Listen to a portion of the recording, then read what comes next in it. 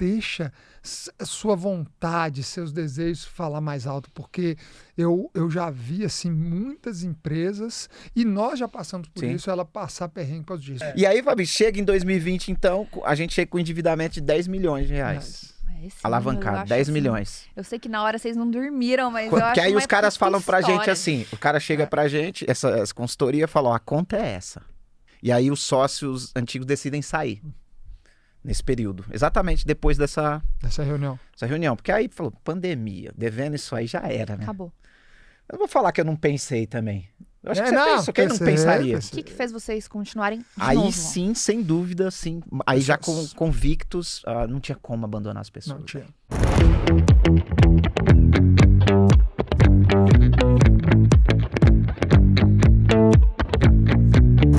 Bom, pra quem está assistindo o nosso episódio, tanto no Spotify quanto no YouTube, sabe que estamos numa casa diferente, num ambiente diferente, porque hoje eu tenho 2 convidados pro nosso Café com Joia. A gente precisou mudar de estúdio, mas a gente vai ter um bate-papo muito legal, não só hoje nessa terça-feira, mas eles ficam aqui comigo pra quinta-feira também, porque a gente tem muita coisa que vai agregar na jornada de vocês, ainda mais nesse final de ano, quando a gente começa a estabelecer meta, começa a pensar em um monte de coisa, oportunidade, enfim, é muito bom a gente começar o ano já com a mentalidade certa. Na verdade, é bom a gente estar com a mentalidade certa sempre o tempo inteiro. E esse é um podcast específico para você que quer melhorar os seus negócios, que quer ter um pouco mais de visão, para você que está num momento de dificuldade, quer saber como sair desse momento de dificuldade, então com certeza vai ser muito inspirador. Eu tenho a bio dos meus convidados aqui. E eu vou ler, mas eu também gostaria que eles falassem depois, né, eles por eles mesmos, sobre a história deles. Vou começar com o Wilton, que é o Wilton Bezerra, que é um eterno otimista. Esse é o lema que traduz a história do Wilton. Filho de pais retirantes do Nordeste, iniciou sua jornada empreendedora desde muito novo, vendendo cocadas nas ruas de Guarulhos, em São Paulo. Sem tempo para desculpas e após muitas provocações, ele atua no mercado de franquias há mais de 15 anos, é cofundador e CEO da Holding Universal Franchising, detentora da maior rede de cafeterias do Brasil, o Empório Mineiro Xerimbom, que está presente em todos os estados do país em plena expansão internacional. E junto do Wilton tem aqui ao meu lado também o Edu Schroeder, certo? Certo. É complicado falar, mas a gente tenta. Mas que é mineiro de Teófilo Otoni. Eduardo é cofundador e diretor comercial do Grupo Universal Franchising, junto com o Wilton. Responsável por mais de 1.000 lojas implantadas, presentes em mais de 290 cidades e da maior rede de cafeterias do Brasil. O Empório Xerimbom, que faturou mais de 300 milhões no último ano. Tem na espiritualidade e no esporte suas grandes chaves para uma vida próspera nos negócios. Sejam muito bem-vindos. Obrigado demais. Obrigado. Feliz demais de estar aqui. Muito feliz de ter vocês Prazer. por aqui. Obrigado Vocês pelo vieram aqui convite. para São Paulo só por causa do podcast? Só por causa do Que podcast. honra. Eu vim por isso. Eu- Você também, você não mora em São Paulo, você mora Eu em moro Alphaville. na família, Mora né? em Alphaville. É verdade, você mudou agora. A gente tava se falando, você tava de mudança, não tava? Foi. Quando nós fizemos as primeiras reuniões, É eu verdade. tava... Eu fiz minhas tava lá reuniões do mudando. dia e falei, tô indo. Decolei e pousei aqui agora pra fazer o podcast. agora. Um prazer. Que delícia. Uma honra. Obrigada pela presença de Obrigado vocês. a Para você. quem não sabem, eles são os idealizadores, junto comigo, do nosso Café com Joia. A história é muito legal, né, Edu? A gente Sim, tava num sim. evento do Joel e eu olhei pro Edu e falei assim, Edu, você vende café? Eu tenho um podcast que chama Café com Joia. Eu acho que a gente tem que criar alguma coisa.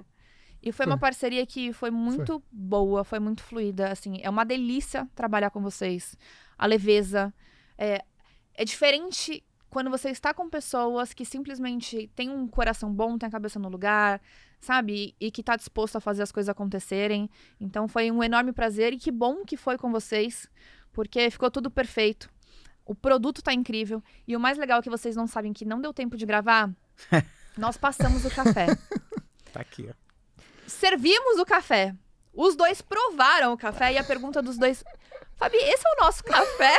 Maravilhoso, maravilhoso. Eu falei, esse é o nosso café. Ele, nossa, esse café aqui tá extraordinário. Ainda bem que é nosso, né? Ainda bem Fabi? que é nosso esse café, né? Hoje chegamos a soltar um palavrão aqui, né? Falando, que é isso, cara? Eu sou desse, eu tomo assim as coisas nossas lá, eu falo, cara, ainda bem que é nosso, que se fosse dos outros eu ia ficar com inveja danada, mas é nosso, tá Eu tudo vou até ótimo. abrir a caixa aqui, ó, pra vocês verem o que vem incrível. dentro da nossa caixa. Aqui embaixo, depois no link, vocês podem acessar. A gente Olha. vem com 2 xícaras maravilhosas. Inclusive, gente, tá chegando o Natal, uma ótima oportunidade de vocês presentearem Presentaço, alguém, porque é um né? super presente. O café, ele é muito especial. E eu vou contar, antes da gente já engajar num... Já vou fazer o jabá do café? Sim, É vambora. paz, bora. Isso aqui, gente, eles me mandaram um monte de prova oculta do café. Fabi, escolhe aí qual que você gosta mais. E tinha um monte. Eu passei a manhã inteira fazendo degustação e eu falei, gostei desse. A hora que chegou lá, eles falando assim, Fabi, você gostou do café mais especial de todos. Verdade. E eu falei, pra ser um café com joia, não Sim, podia ser especial. diferente. Único. E o gosto também, né? As mulheres, vocês têm esse gosto. Mas Do que é tá, pelo melhor, né? Pelo melhor, não tem jeito, O problema né? pro meu marido é que eu tenho isso no café, eu tenho isso com tudo na Na vida, vida. entendeu? Então não é só o café que é especial, a gente tem um É. gosto requintado pra tudo, entendeu? Você Diz diz- que no final do mês ele fica até meia-noite Ele- pra bater as As metas, né? metas aí, não tem jeito. É isso. Exatamente. Eu tava lá sabadão também, ele daqui, eu vendo, eu falei, eu tô aqui Tamo também. junto. E aí eu falei, minha esposa é admiradora, assiste seu podcast direto. Eu entro no carro e começa a tá tocando, tá passando seu podcast. Ela vai assistir. Aí agora eu entendi, Lu. Tá em vocês mesmo, mulheres. É. Aí ela- Gostar de coisa eu boa. falo, Lu, Gostar de escolhe coisa boa. aqui. Aí ela escolhe, eu falo, é o melhor. Mas, ó, E o ficou melhor incrível. normalmente é uma cara, né? Não tem jeito. Sim.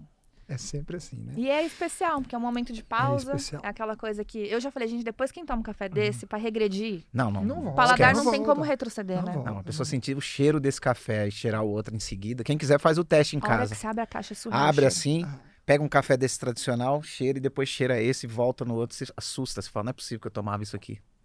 Quando vocês começaram a cheirar um bom, vocês já eram assíduos a café? Não. Foi um Não. acaso. Eu nem tomava café, pra Nem te falar a tomava verdade. Não. O E Eduardo aí, não gostava não muito de gostava, café. e aí eu- Porque não era, ele tomava... não era café. Como vocês se conheceram? Você, velho? Não, vai você, Então né? vamos Como embora. nós nos conhecemos. Cara, eu tô no franchising também há 15 anos. Eu sou advogado por formação. Comecei na advocacia ali. E logo quando eu comecei, logo que eu me formei, eu já caí pro franchising. Na verdade, um pouquinho antes, ainda quando estagiário, eu já conheci o franchising. Eu falo que foi amor à primeira vista ali. Com o mundo das franquias. Eu fui fazer o direito para virar policial federal. Era meu sonho. Meu pai é um auditor fiscal do estado, e aí eu queria, né, via aquela famosa estabilidade do funcionário público, mas conheci o franchising e eu falei, esquece, eu não vou. Eu cheguei a fazer inscrição para a prova da polícia umas 2 vezes e não fui em nenhuma das 2. E aí eu me apaixonei pelo franchising e aí vim atuando até que em 2000 a gente se conheceu um pouquinho antes, mas assim, só em feira, em evento, ele atuando no franchising, em outra área, eu como advogado. E aí foi uma história até engraçada. Eu liguei para ele porque ele tinha um contrato de franquia muito bom. Me falaram que o contrato era muito bom. E antigamente, 2011, isso, não era tão fácil se acessar um contrato de franquia como é hoje, né? Hoje você consegue pegar em qualquer lugar ali. E me falaram que ele tinha um contrato de franquia muito bom. Me passaram o telefone dele. Eu falei, pô, eu sou advogado, isso, tal. Você tá precisando... Pô, você não podia mandar o modelo do seu contrato aqui para mim, para eu dar uma olhada? Ele falou, tá. Você mandou? Não, claro que não. Ele falei, Um louco desconhecido? Não, fulano que me indicou. Eu falei, beleza, eu te mando. Tranquilo, eu tô no aeroporto, quando eu desembarcar aí, eu mando. Foi, nunca me Passou. mandou esse Mandou. contrato. Não, Tá isso até hoje 2 esperando anos o contrato. antes. Não, tá doido. Foi. E aí, uma Tá empresa... folgado, né? Uma empresa de franchise estava vindo para o mercado, crescendo bastante. Eu advogava para ela e ele me fez uma proposta. Olha, vem para atuar aqui full time na empresa, que tem um projeto grande e tal. E aí eu larguei. Eu morava em Belo Horizonte nessa época. Minha família, a família da minha esposa, na verdade, do sul de Minas. Eu falei, beleza, vou. Eu lembro que eu me mudei na sexta-feira no interior. Cheguei lá em Três Corações na sexta-feira de mudança. Já fui pro escritório para trabalhar. Na segunda-feira, quando eu chego, eu bato de cara com ele. Eu falei, é esse filho da mãe que me devia o contrato. Até hoje. E eu tinha ido pelo mesmo motivo Você viu, pra lá. devia o contrato. É, devia. O cara Devia o contrato. pediu o negócio que, né? Você vê. Eu tinha ido pelo mesmo motivo. Eu recebi a proposta para ir fazer a consultoria nessa mesma empresa. A gente se conheceu por conta desse convite lá nessa segunda-feira fatídica. E aí, E nós aí conhecemos. Pra trabalhar. Foi. Falou, vamos trabalhar, vamos embora. E ali a gente começou a aprofundar cada vez mais no franchising. Foi indo no franchising, só que eu vou falar que é real porque assim, o franchising ele passa, Fabi, por muitos momentos, sabe, no mercado. E naquele momento ele passava por uma questão que era todo mundo achando que franquia era salvação de negócio ruim, ou criar qualquer negócio, e qualquer negócio podia virar franquia, era para o franqueador ganhar dinheiro. E quando nós chegamos nessa empresa, ela estava passando justamente esse processo. E aí nós ficamos A gente lá... foi pra lá pra tentar salvar o negócio que estava desequilibrado. Na verdade, o convite foi pra gente dar uma salvada lá. Mas... Olhar isso. Ficamos uns meses lá e falamos assim, eu fiquei 8 meses exatamente. Eu falei, cara, não é para mim. Falei, não é para mim, aconteceram uns fatos, de eu ver assim, as pessoas que compravam franquia que não sabia nem para onde ir. Eu falei, cara, falei com ele. Eu cheguei a ficar doente, né, na época. Ele falou comigo, ele falou, você está adoecendo. Eu falei, eu tô porque eu tô me sentindo muito mal, eu vou sair disso. E aí eu saí. Por não conseguir salvar. Exato. Não, e não era porque não tinha como salvar, porque a conduta da empresa, infelizmente, ela não queria ser salva. E aí ele passa um tempinho, a gente fala, cara, então vamos fazer o nosso franchising? Vamos fazer, gente? E aí eu vou pegar essa parte e ele puxa o resto do gancho, porque aí nasceu muito dele. Nós falamos assim, vamos fazer o franchising do bem. Essa foi a frase que nós começamos. E aí, tempo depois, ele apareceu com esse nome da Universal Franchise. Ele falou, pô, eu tenho uma ideia. E aí trouxe esse nome. Aí traz um pouquinho dessa história aí, que ele puxou muito essa história, sabe? Com a ideia do franchise do bem, eu falei, cara, tem que ser uma coisa que seja boa para toda a cadeia. Não pode ser bom só para mim como franqueador, ou só para o franqueado. Tem que ser bom para os fornecedores, tem que ser bom para os colaboradores. A gente tem que pensar no negócio. Todo, né? Na época nem se falava em ecossistema, mas aí eu falei universal porque é global, ela insere todo mundo ali no processo. Então vamos trazer uma coisa que faça sentido. Nesse sentido mesmo de colocar as pessoas dentro de um universo maior, assim. E a gente começa. Só que na época a gente... E aí essa parte da história é interessante, porque a gente compra uma daquelas empresas que estava quebrando. E aí a gente começa com uma empresa quebrada. Mas era um ponto de partida. Eu falo sempre, cara... Qual é a vantagem de começar com uma empresa quebrada e não com uma do zero? Então, não era vantagem, é porque foi uma oportunidade, a gente estava inserido ali num contexto. Talvez hoje a gente não faria. Foi mais emocional do que racional. Foi mais emocional, porque a gente olhava e falava, pô, a gente precisa dar uma salvada. A gente já tinha um vínculo, falou, vamos pegar, vamos fazer. E foi uma oportunidade pra gente, é inegável que foi. Né? Depois de um tempo a gente reconhece que foi. Mas no início foi muito desafiador, né? Eu te digo, foi muito mais pelas pessoas. Sem dúvida. Hoje eu consigo ter essa visão. E assim, o tempo passa, né? De lá pra cá são 11, 12 anos, é uma maturidade, você adquire. Eu tinha 20 e poucos anos, tô com 37 anos hoje. Então, não tinha nem cabelo branco aí. Não tinha nem cabelo branco, não tinha nem barba, não tinha nada. Pesava muito mais do que eu pesava hoje. Então, assim, era outra vida, mas... A gente já olhava muito isso, assim, as pessoas. Quando nós pegamos, nós falamos assim, cara, nós não podemos deixar essas pessoas que confiaram nessa empresa, elas se darem mal. Tinha quantas pessoas? Na época de franqueado, na Xerimbão tinha 8 franqueados na Xerimbão, mas tinha uma marca de estética que ela veio junto, porque a gente começa no franchise na estética. Eu fui franqueado de estética em 2012, eu tive uma marca de estética. De sobrancelha, o Eduardo tinha uma franquia de sobrancelha. Chamava Espada Sobrancelhas, existe até hoje, foi uma das grandes, mas infelizmente acabou não conseguindo perpetuar no mercado. E eu fui franqueado dessa marca. Mas aí da estética tinha 80, 90 franqueados. Tinha 80 franqueados de tinha estética. 80 franqueados de estética e nós falamos assim, cara, nós não podemos deixar essas pessoas na mão. Então, fizemos ali um investimento, trouxemos a marca e o mais interessante é que Xerimbão, ela vem... A gente participou do início, da fundação, inclusive, tem uma parte dessa história que o Hilton, ele falava assim, cara... Esse negócio desse jeito, café, 2 leitos, pão de queijo, esse negócio não vai dar muito certo. Essa DRE não vai fechar. Essa DRE, ele falava isso sempre. Tanto quando ela veio quebrada para nossa mão, que a gente pega a estética e ela vem quebrada, a gente para, ele fala, cara, eu me recordo, eu estava no Rio de Janeiro, vendendo, porque a gente começou a expandir no Rio, estava lá e ele me ligou, não tinha nem o WhatsApp nessa velocidade que é hoje, não tinha áudio, não tinha nada, era ligação. Ele me ligou, eu lembro onde eu estava entrando naquele Hilton, aquele hotel Hilton, para uma negociação. Meu telefone toca, ele falou, velho, para. Não vende isso não. E a gente precisava daquela grana, né? Precisava. Ele falou assim, vai dar merda. Ele falou, precisa atender 300 pessoas por dia, o quiosque não dá conta, e nem que a gente seja assim... algo sensacional. Vai dar 300 Fábio, pessoas nosso por dia. negócio, pra você entender Xerimbão hoje, a maioria da galera já conhece o tamanho que ela é, mas nosso negócio era uma bancada dessa, um galão de água aqui, que era para subir água quente para uma torre, outro galão de água aqui, que era para esgotar, porque não tinha esgoto.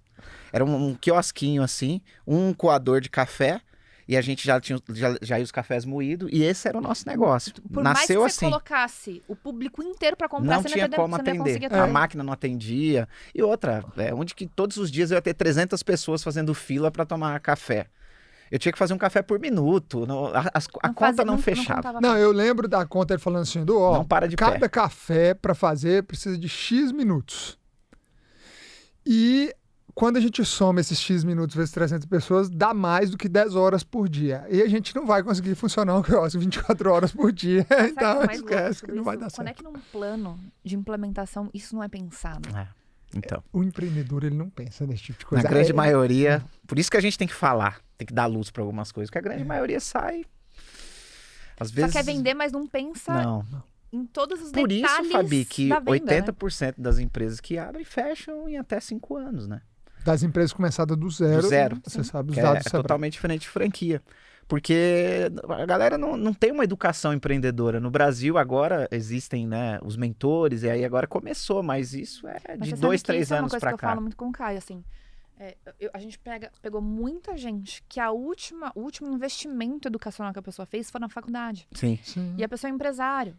E onde que ela vai agora, no momento atual, para conseguir ganhar know-how? Sim. Não, eu falo nós mesmo, sabia? Eu sempre saí da faculdade, continuei me especializando, estudei bastante, continuei estudando direito. Mas chegou um momento na minha carreira que, assim, eu falava, cara, o que eu vou estudar? Porque para o direito eu estudei direito empresarial, estudei processo civil, tinha feito a faculdade, era um bom advogado, estudava o franchise, mas uma faculdade de negócios, alguma coisa para negócio você não tinha, você tinha um FGV da vida, mas você falava, caraca, velho, não dá para eu ir lá e pegar todas as minhas noites agora para fazer isso, porque aí você começa a ter família, você começa a ter, o negócio começa a te demandar demais, e aí eu falo, pra gente foi uma grande virada, em 2020, quando a gente começou a sentar como aluno, né? Como aluno em ambientes de mentoria, desse tipo de coisa, foi onde realmente o nosso crescimento, a gente explodiu. Quando vocês fizeram essa conta de questão de capacidade produtiva versus a necessidade de venda, qual foi a decisão imediata que vocês tomaram em relação a isso? Para de vender, os franqueados que já existem, nós vamos indenizar, vamos começar do zero de novo, vamos reestruturar a marca e começar do zero. Eu acho que foi a decisão mais acertada da nossa vida, duríssima, acho que poucas pessoas tomariam. Porque você vai estendendo o problema, porque você precisa de dinheiro. Só nesses poucos minutos que a gente está conversando, vocês já tomaram 2 decisões duríssimas. Sim, duríssimas, assim. Para de vender, que foi essa ligação. Foi essa ligação. Não vende. Ele tava com o cara para comprar a franquia lá no hotel. Não vende, ele não vendeu. E aí eu acredito que também tem a coragem do empreendedor e tem Deus que fala, agora você vai fazer as coisas direito, eu vou abençoar você. Porque agora você teve coragem de tomar uma decisão. Porque não dá pra você ficar em cima do muro. Você sabia que não tava bom e ainda tava fazendo. Agora que você entendeu. Enquanto você tá inocente, tá tudo bem. Tá tudo bem. Deus perdoa a partir do momento, né? Exatamente. Até ali a gente tava inocente. Tô no escritório, eu lembro, como se fosse hoje. Eu sentava numa mesinha apertadinha, assim, que tinha um vidro atrás. Você lembra, Du? Mexendo nas DREs lá. Falei, não fecha essa conta. Du, não vende mais. E aí ele tomou uma decisão, paramos de vender. E aí nós ficamos de fevereiro a maio, sem expansão, só reestruturando a marca. E aí nasceu o Empório Mineiro Xerimbão, porque antes era Café Xerimbão. E aí vem todo o mix de produtos, aí já vem todo esse conceito que é o pontapé do que o Brasil todo conhece hoje. E aí, desse momento, foi maio pra frente. Maio pra frente. Vamos cortar pras 200 lojas. Tá. Eu gosto desse assunto, gente. Eu quero ir nesse assunto, porque esse assunto é bom demais. Vou subir isso, gente. Eu fiquei chocada quando eu vi isso. Eu falei assim, Edu, fala mais, eu preciso. A gente tem que entrar nesse detalhe. Daí vocês começaram a fazer todo um processo de venda de franquia, chegaram a 200 lojas. 200 lojas. Nós tínhamos mais 2 sócios, que era um casal também, que estava com a gente desde esse início da fundação até as 200 lojas. Essas 200 lojas, quando a gente pensa, as pessoas que estão ouvindo a gente, pensam que é uma... É só subida. Sim. Não é só subida. Não. Velho, 2016, vende um pouco, queda, 17, a gente vem... E aí, vem os momentos que você fica tomando decisões, às vezes não tão boas, justamente por não saber fazer tão bem. Eu lembro que em 2018, nós tomamos aquela decisão de vender parcelado. Vender parcelado. No cheque. No cheque. A franquia. Não, era loucura. A gente vendia a montada. Era o valor todo da franquia. O valor todo no cheque, parcelado. E aí, cara, e aí você pega, começa a vir a inadimplência, você não conta com aquilo. E aí, de novo, essa falta desse conhecimento do empreendedorismo, de negócios. Você toma as decisões. Qual foi a decisão para vocês venderem no cheque? Uma crescer, acelerar, não. Aí era acelerar. Porque as pessoas vinham e falavam assim, você começa a analisar, pô, não tem o dinheiro todo. Tá, você tem uma renda de tanto mensal? Tem. Tá, o negócio vai começar a performar lá na frente, vamos vender. E aí toma a decisão, vamos fazer essa venda no cheque. A gente tinha esses desafios, né, Du? Porque assim, de 2016 a 20, a gente precisava construir um centro de distribuição, precisava fabricar produto, precisava expandir. Então, tudo isso foi sendo feito de maneira muito intuitiva. E erramos muito durante esse período. Eu falo que nós fomos acumulando ali de endividamento por conta de coisas que a gente não sabia como fazer. Então, assim, a gente antecipava, vendia no cheque, antecipava cheque. Aí já recebia aquele cheque a menos. Só que aí o cheque voltava. Então, além de eu receber a menos... Aí não recebia, né? O cheque. Aí você tem que Aí quando a gente viu, a gente tinha 3 milhões de reais só de cheque inadimplente. A inadimplência eram 3 milhões dos cheques. E aí você começa...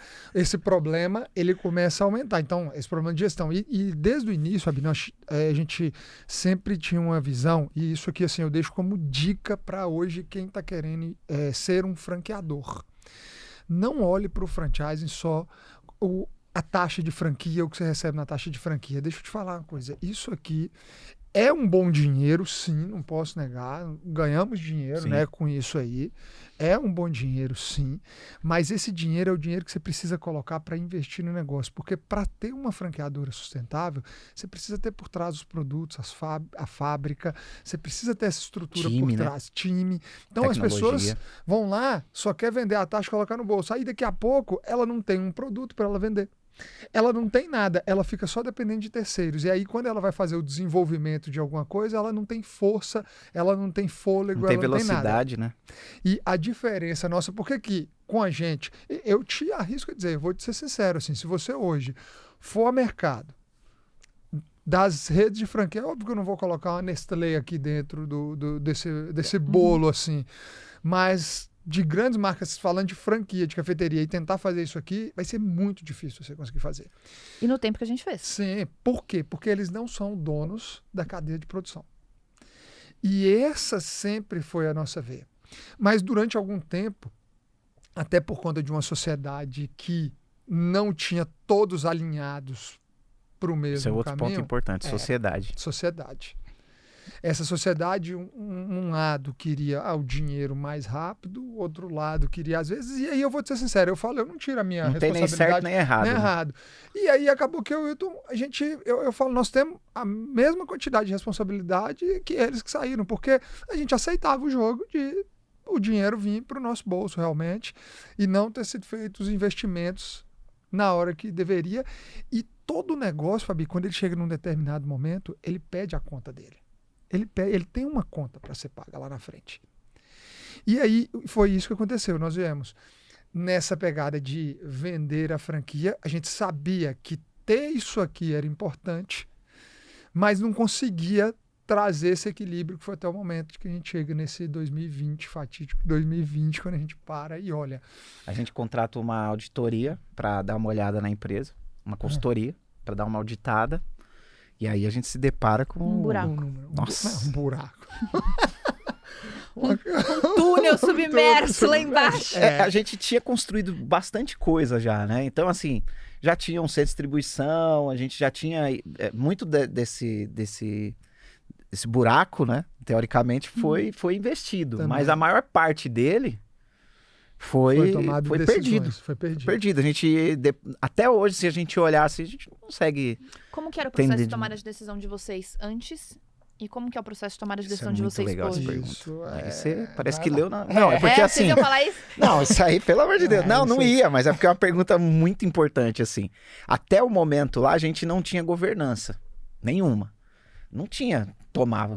Cada um tomava sua decisão, a verdade é essa. Consegue explicar o que é governança para quem não entende? É processos bem definidos, né? Para planejamento, para o que pode e o que não pode dentro de uma companhia, dentro de uma empresa, regras entre sócios, todo o processo de retirada, de investimento, os combinados. E até ali era assim. Quando, em 2020, que aí nós vamos entrar na história, os outros 2 sócios decidem sair, a gente senta, eu e o Du, e a gente toma algumas decisões. Né? Uma das decisões antes de qualquer decisão que a gente for tomar hoje, a empresa tem que estar em primeiro lugar. Porque até hoje nós estivemos em primeiro lugar. Então, assim, o que é importante para a empresa? Se a gente for tomar decisões e a gente avaliar que é importante para você, mas não é tão importante assim para a empresa, nós não vamos tomar essa decisão. O nosso ego, a nossa vaidade vai ficar de fora e qualquer decisão hoje é pensando no longo prazo, na construção do que a gente está fazendo aqui. Esquece caixa, esquece retirada, tanto que uma decisão que a gente toma e é drástica não temos mais salário. Nós 2 não tínhamos mais salário, agora vamos ver de comissão, porque a gente precisa fazer a empresa dar certo. Então, a partir dali, as decisões saem da nossa mão. Por quê? Porque a decisão é o que é bom para a empresa. Então, todas as vezes que a gente... Quantas vezes, né, Du? Eu tô com uma ideia aqui, eu falo, mas isso está alinhado com o nosso futuro? Não, então não vamos fazer. E aí é a mesma coisa, mas o que nós combinamos lá não tá alinhado, então não vamos fazer. Então, a partir dali foi assim. E é basicamente assim até hoje. Muito mais profissional, mas é sempre pensando na empresa. Só que hoje, com regras de compliance, com tudo, eu falo assim, quando você vai crescer na empresa, você não tem aquela noção, você sai com o cartão da empresa, você mistura tudo, Você mistura tudo. Eu, assim, desde 2020,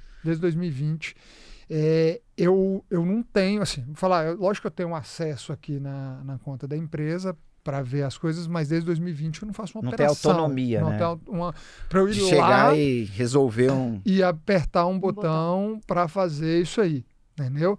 Eu falo assim, eventualmente... Foi um combinado, né, Du? Eu falei, vamos fazer? Só que eu só estou disposto se for assim. Porque não dá, cara. Não dá. Aí, mesma coisa, ele falou, não, eu também, então vamos embora. Se tinha alguma coisa para fazer que a gente achava muito importante que não dá para passar por uma decisão depois em conjunto, paga-se do bolso e depois fala, beleza, vamos ver o que isso aqui, se isso aqui caberia para a empresa ou não e dá para voltar. Então, assim, essa é uma decisão, eu falo, é uma dica para quem está assistindo, eu deixo ela, cara, não deixa sua vontade, seus desejos falar mais alto, porque eu já vi, assim, muitas empresas, e nós já passamos por isso, ela passar perrengue por causa disso. Eu estava, outro dia, até ouvindo uma história de um franqueador mesmo. O cara, tomou uma decisão de uma compra de um carro dele. E o que eu sempre digo, assim, dependendo do tamanho da franquia que ela consegue produzir caixa. Você consegue produzir caixa numa certa velocidade, dependendo do número de franquia, dependendo da força que você faz de venda de franquia. E esse cara, eu sei que ele é bom de venda de franquia. Ele falou, não, beleza, eu vou tirar aqui que eu vou comprar o carro, porque eu vendo até lá. E ele não vendeu. E chegou o quinto dia útil, ele tinha que pagar a folha ele tinha que pagar a folha da empresa. E aí? Vende carros? Ainda não vende mais o carro desse jeito. Aí comprar um carro laranja, como é que vende o carro? Não vende o carro. Desse jeito, não vende o carro. E a gente falando isso aqui, é óbvio para você, apesar para grande parte da galera, pode achar que não, lógico que não se faz isso. Mas, gente, deixa eu falar uma coisa pra vocês. Tem gente que faz. O que tem de gente do empresário iniciante que está fazendo isso é gigante. Nossa rede de franqueado, o tempo inteiro nós temos que levar isso para eles. Às vezes vem DRE de franqueado e fala, mas o que é esse cartão de crédito aqui? Ah, não, 2 contas de luz, por quê? 2 contas de água, por quê? Não, e aí as pessoas não conseguem, porque elas pensam assim, cara, eu tenho que sobreviver, né? Então ela tira dali. Mas quando ela tira dessa maneira, ela tira também o poder da empresa de continuar crescendo. Tira as condições de sucesso, né? Reinvestindo. Então, esses foram erros que nós cometemos. E eu te digo, antigamente, não tinha ninguém, Fabio. Hoje você abre um YouTube. E aí, cara, se pegar os podcasts do Conselho, do Caio, do Joel, o cara, ele fala assim, cara, só ali, se ele tiver afim, Multimilhões. Se ele e de uma forma sólida ainda. Se ele tiver afim, velho, ele pegar... Tem mais um monte que tem no YouTube. Tô falando dos meninos aqui que estão mais próximos. Ele fica gigante, ele ouvindo isso. Eu falo, se o cara for hoje no detalhinho e puxar, sei lá, nós devemos ter uns 30 podcasts aí que a gente já gravou. pelo Brasil, tantas pessoas. Hoje nós estamos contando coisas que a gente nunca não contou. falou. No detalhe, assim. A pessoa monta uma empresa. Estamos nos expondo, hein? É isso. Estamos nos expondo. Agora as pessoas saem daqui Estamos nos sentindo. expondo. E aí, Fabi, chega em 2020, então, a gente chega com endividamento de 10 milhões de reais. Alavancado, 10 milhões. Eu sei que na hora vocês não dormiram, mas eu acho que aí uma os caras falam pra história. gente assim, o cara chega pra gente, essa consultoria fala, ó, a conta é essa. Vai desse jeito, Fabi. A conta é essa. No auge da pandemia, tá? Pandemia rolando já. Online. Nós online. E aí os sócios antigos decidem sair. Nesse período. Exatamente depois dessa reunião. Porque aí falou, pandemia, devendo isso aí já era, né? Acabou. Eu não vou falar que eu não pensei também. Eu acho que você não, pensou, quem não pensaria? O que fez vocês continuarem de Aí novo? sim, sem dúvida, sim. Aí já convictos, não tinha como abandonar as pessoas. Não tinha. Eu me recordo... Era não muita abandonaram gente com 8 franqueados. Era muita gente 200. confiando na gente, cara. E o time, o ecossistema todo. Tinha fábricas que tinham sido abertas para atender a gente. Não tinha como. Tinha um cara de imóveis que ele tinha investido sei lá quanto para poder atender as lojas, a abertura das lojas. Tinha o pessoal, os nossos sócios hoje lá do centro de distribuição que cuidam da parte de distribuição nossa, tinha feito investimentos para fazer um negócio. Falei, não tem como. Mas eu me recordo que a minha lógico que passou pela minha cabeça, e eu falo assim, na hora que estava passando pela minha cabeça, eu falei, caraca, deixa eu pensar. Eu tenho isso. Eu fui pensando o que eu tinha de bens. É isso que eu queria saber, como que ficou a gestão emocional de vocês nesse momento? Eu vou falar, eu pensei exatamente assim, ó, eu me recordo onde eu estava, minha esposa, na hora que ela assistir, ela vai falar, ele é muito chato. Ele lembra de tudo. Eu me recordo, eu estava no sítio, porque era pandemia, a gente acabou se refugiando lá, estava no meu sítio. E eu estava assim, andando para lá e para cá, e eu fazendo conta no telefone. Eu falei assim, cara, eu tenho essa propriedade aqui, eu tenho essa, tá, eu vou tirar isso aqui do nome, eu vou vender isso, eu levanto tanto de dinheiro, tá, com esse dinheiro aqui eu consigo sustentar a família, que você começa a pensar na sua sobrevivência, eu consigo sustentar a família, eu consigo me reorganizar, eu sou advogado, vai precisar muito, pior mesmo. Pensando no pior. E aí eu falei, é isso... Eu vou... E assim, eu pensando, mas sem dizer, eu pensando só o que ia. Aí chega uma mensagem no meu celular, da Carla. A Carla está com a gente hoje, até hoje no jurídico com a gente. Ela entrou como estagiária e hoje é a nossa advogada interna. A gente tem um externo, ela é interna. Ela manda um áudio para mim falando assim, Du, olha, eu não sei como eu posso ajudar, mas eu só quero te dizer uma coisa. O quanto você precisar, se eu precisar ficar trabalhando de graça pelo tempo que for, eu vou ficar, mas eu não vou te abandonar. Ai, cara, quando eu ouvi aquela mensagem, eu falei, putz, essa menina, uma menina, cara, ela tinha 20 e poucos anos, aquela menina. Ela não tinha formado ainda, você entende? A menina, ela já tinha saído do estágio, né? Ela não estava mais como estagiária, mas ela estudava o direito ainda. Eu falei, cara, essa menina me mandou uma mensagem falando, não vai me abandonar. E eu tô pensando aqui... Como que vai dar um jeito de abandonar isso aí? Sim. Como que eu falei, esquece, eu falei, vou nada. Aí foi na hora, a gente, um quando fala, velho, vambora. Reunião todo dia a gente começou a fazer. Eu tava assim, eu tava preparado pro Eduardo desistir, pra todo mundo desistir e eu segurar a onda.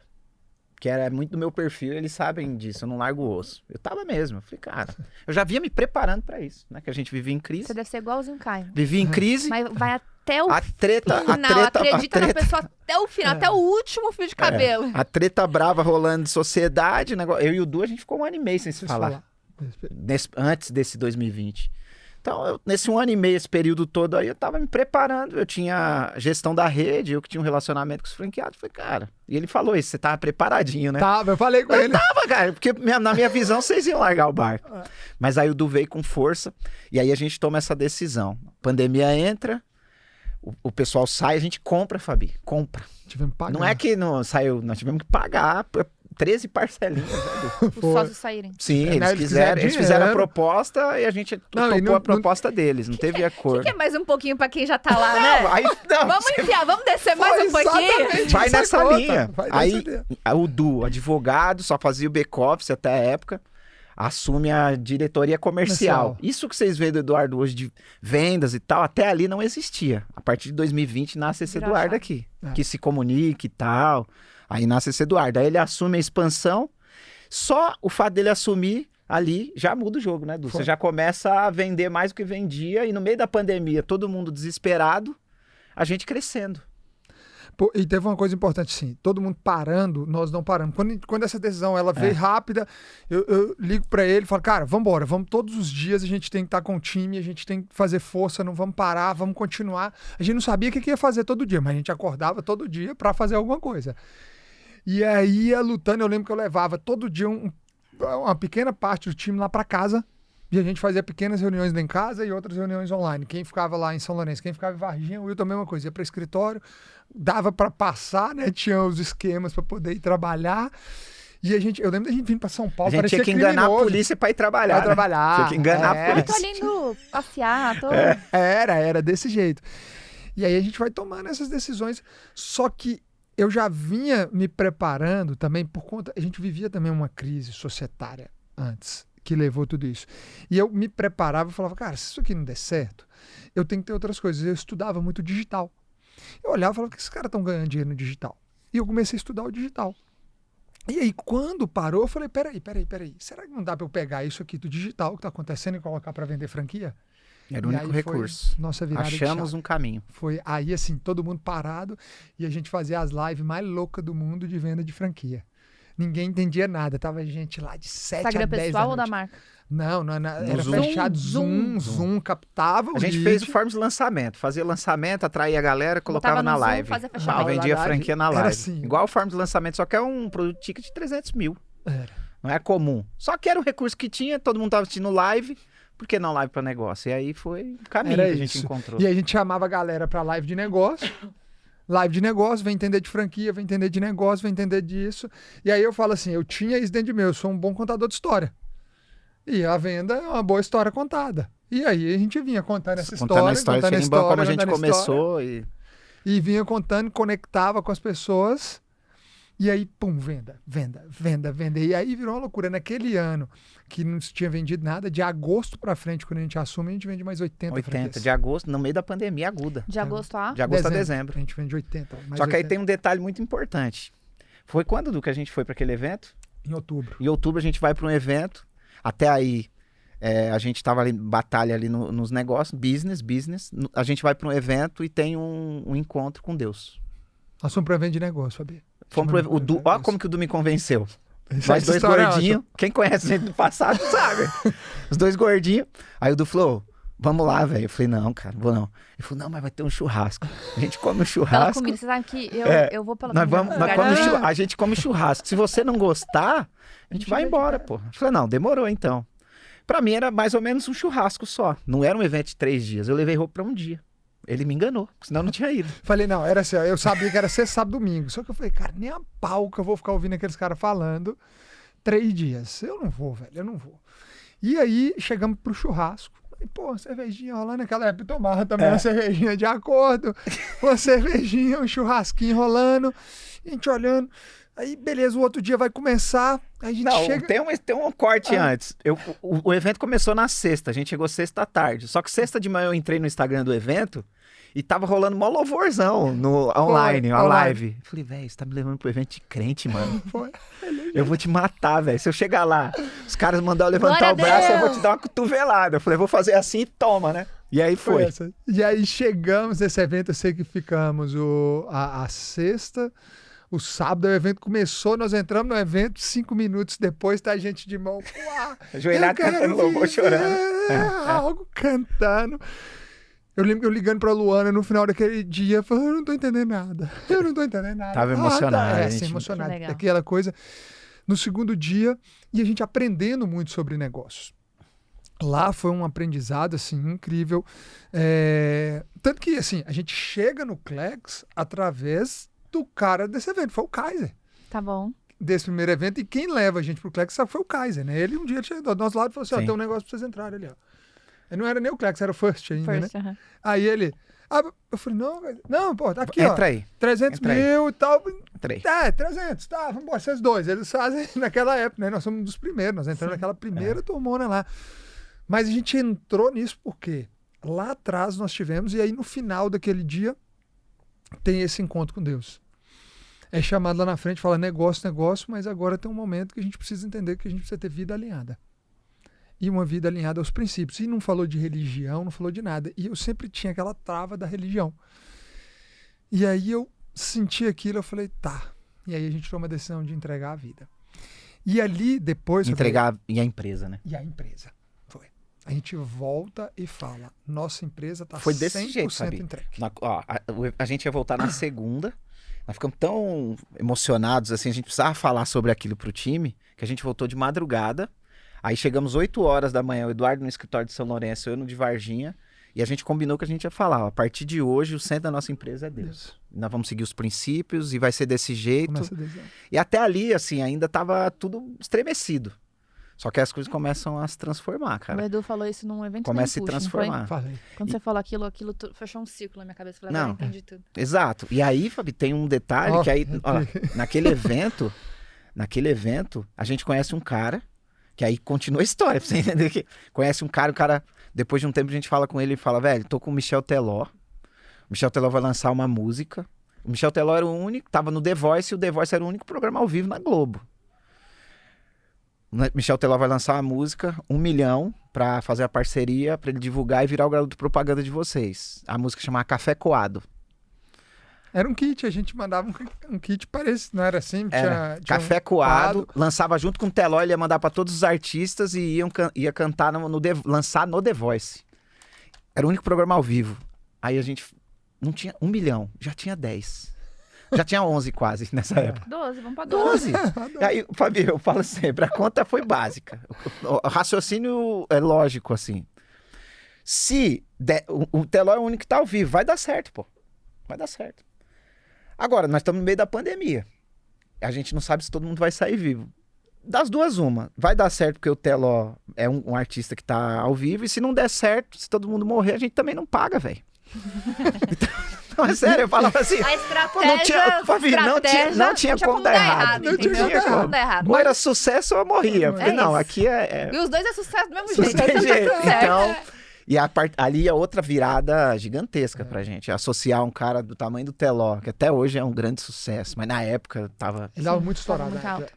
Associar a marca com ele, um cara família, que tinha tudo a ver com a essência da marca. Até hoje, o Teló é um cara que não tem polêmica, um cara querido, né? A gente junta isso, e aí a partir daí Não, e aí vem assim, você pensa assim, a empresa, ela era boa e forte, porque você imagina, mesmo nessa situação, tinha gente que ainda arrumava dinheiro para emprestar. Porque nós tivemos que arrumar 300 mil, né? A gente não tinha 1 milhão. Aí falou, tem que dar 300 mil de entrada, assim, 2 dias depois. E aí, eu converso com um cara aqui de São Paulo, que é dono de um... Ele deu uma FDIC, um banco aqui, a Paulista Invest, eu converso com o cara, eu tinha conhecido esse cara, sei lá como, que eu nem me recordo.